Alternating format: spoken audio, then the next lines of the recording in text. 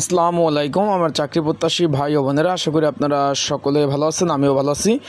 সকলে অবগত আছেন যে বাংলাদেশ জাতীয় নিরাপত্তা গোয়েন্দা সংস্থা, যেটা সংক্ষেপে এনএসআই বলে, ফিল্ড স্টাফ পদের কিন্তু এমসিকিউ টাইপ পরীক্ষার কিন্তু সময়সূচি প্রকাশ করে দিয়েছে।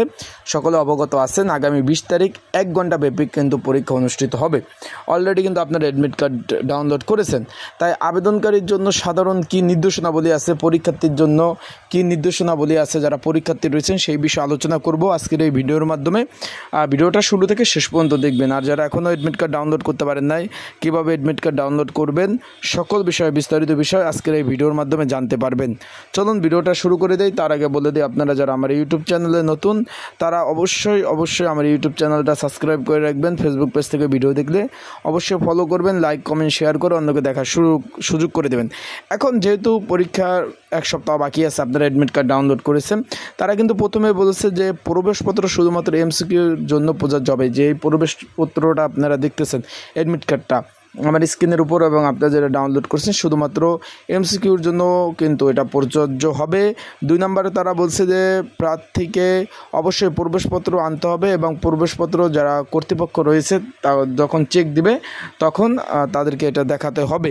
3 নম্বর বলছে প্রবেশপত্র থাকা ছবির সাথে আবেদনপত্র যাচাই করা হবে। যে আপনি একটু খেয়াল করবেন, একটু কালারফুল, যে অ্যাডমিট কার্ডটা একটু কালার করে তারপর নিয়ে যাবেন, কারণ সাদা কালো থাকলে কিন্তু আপনার চেহারার সাথে ওইটা না মিললে কিন্তু আপনার পরীক্ষার হলে কিন্তু তারা কোনোভাবেই প্রবেশ করতে দেবে না।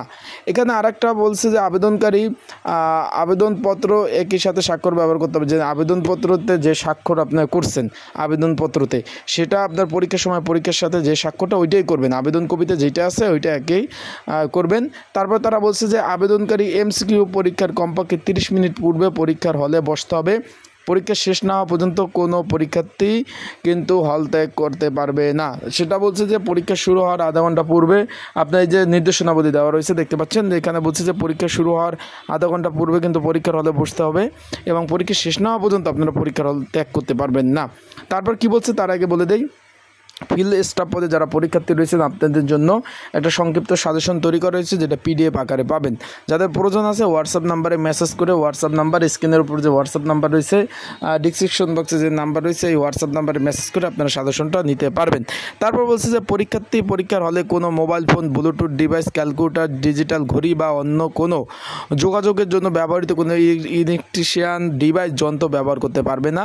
একে পরীক্ষার কেন্দ্রে মোবাইল ফোন রাখার কোনো ব্যবস্থা থাকবে না। দেখছি আবেদনকারী এমসিকিউ যে উত্তরপত্র বৃহৎ কালো কলম দ্বারা কিন্তু ভরাট করতে হবে, পেন্সিল দ্বারা করতে পারবেন না। তারপর তারা আরও বলছে আবেদনকারী যদি সাধারণ নির্দেশনাবলী অনুসরণ না করে তাকে আইনানুগ ব্যবস্থা কিন্তু গ্রহণ করবে।